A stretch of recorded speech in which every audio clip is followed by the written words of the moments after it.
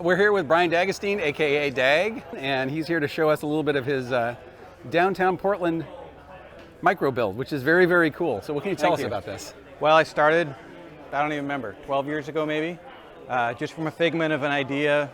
At the time, I was getting back in the Lego hobby and I wanted to do things cheap and small because I didn't have a lot of space or a lot of money.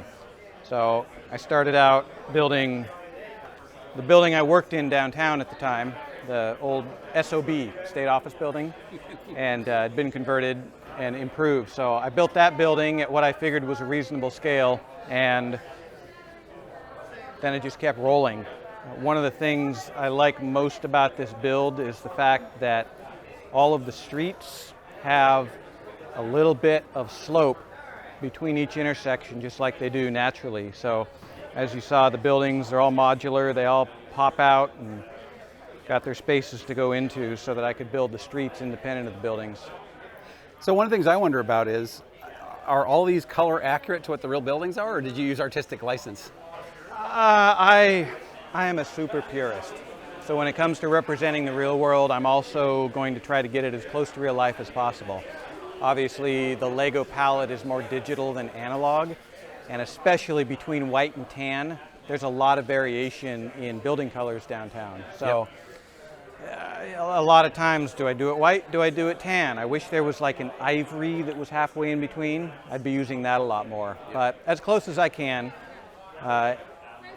get the color as accurate as I can.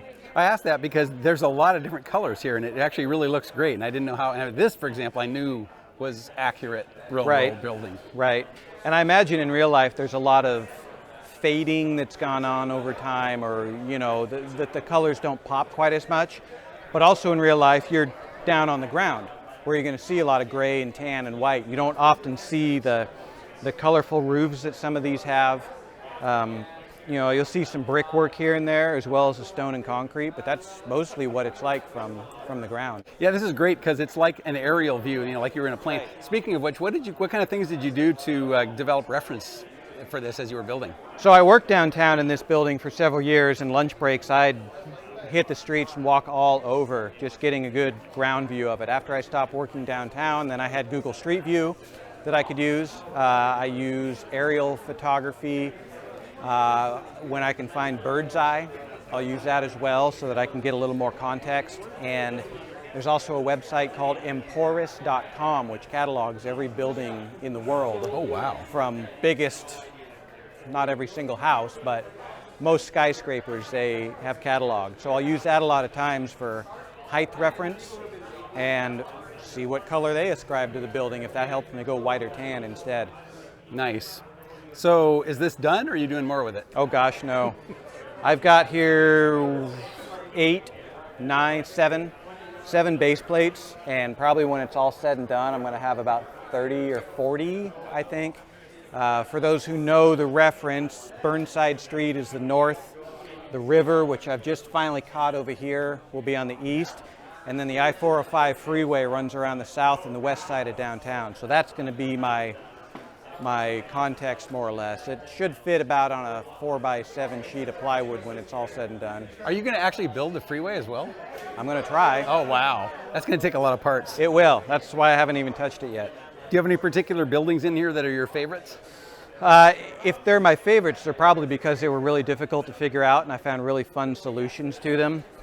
Coin Tower, there's a very subtle raise in the middle here. There is, wow. Because in real life, it has a little bit of texture, so that's a half plate offset there. Yep. And I don't even remember anymore how it went together, but inside there's some snot work to get those centers to pop just a touch.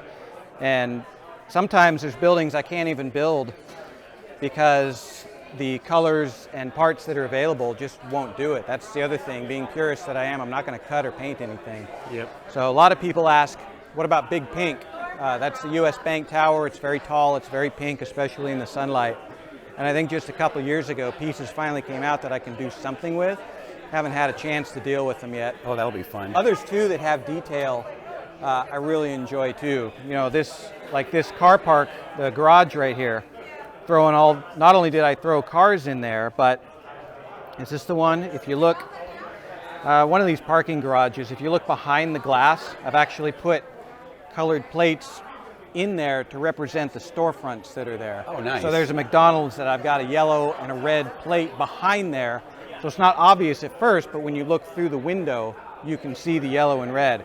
Like the corner of this building, for instance, it's, you know, this is just an independent tower on the top, but it so nicely covers the curve that's on the front of that building. Yeah, that works out really well. So some of the time I'll build these and they're like, okay, well, functionally it's correct, but other times I build them, I'm like, you know what, that piece combo worked really well. That looks sharp, I like it.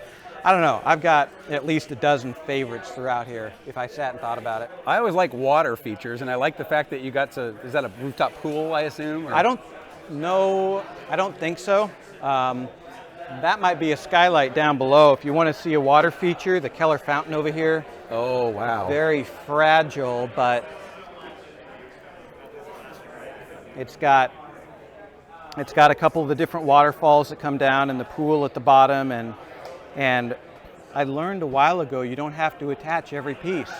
Yeah, I just learned that recently myself. So I just set these here to get a little bit of the roiling feel of a waterfall, the bottom of the waterfall. Yep. Another one I like that is, you look at this, it's like, well, how is this done? Yeah. Is this? What can you tell us about this? That is Pioneer Square, Pioneer Courthouse Mall, and it's got a very cool dome roof coming out of the middle of it.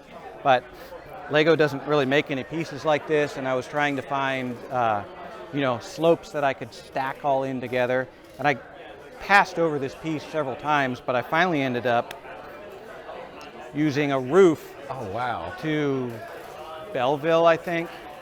And the fact that it had these studs around it meant it was easy enough to build the shell of the building and hide the part that didn't need to be seen, so that you just see the almost real-life accurate roof. Is that just a part that you had from bulk or something, or did you go buy it off Bricklink or what? I did a ton of searching off of Bricklink. Finally ran across it one day and decided, okay, that's the part I need. Because I imagine that's fairly rare and therefore fairly expensive. This is correct. And so, yeah, sometimes these become the impetus for a Bricklink order. Like, that's the one piece I need. Okay, yep, been there. What else? And then you go to that seller and what else do they have? Right, and $100 later.